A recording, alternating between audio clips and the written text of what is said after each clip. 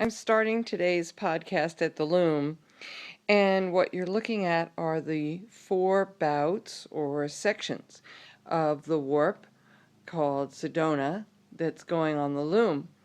And what I'm doing is a method called crank and yank.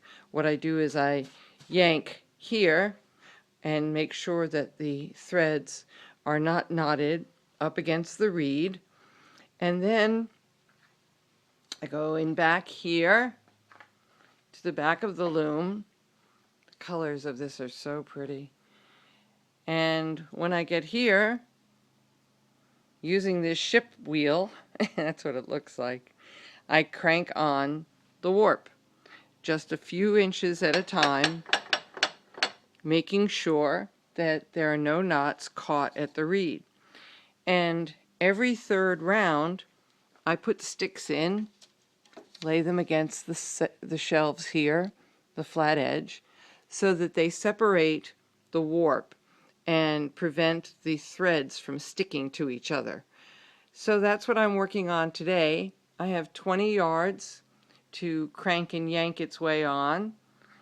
As you can see, it's also more than 30 inches wide on the loom because I do expect it to shrink so that it'll be somewhere between 29 and 30 inches when the weaving and the wet finishing are done.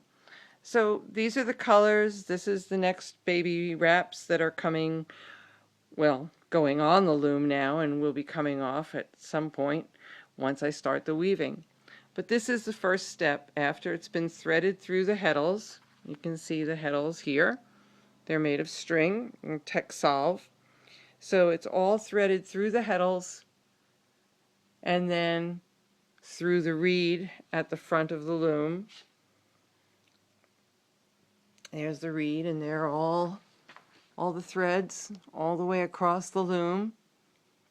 And then the 4 bouts are laying here on the floor.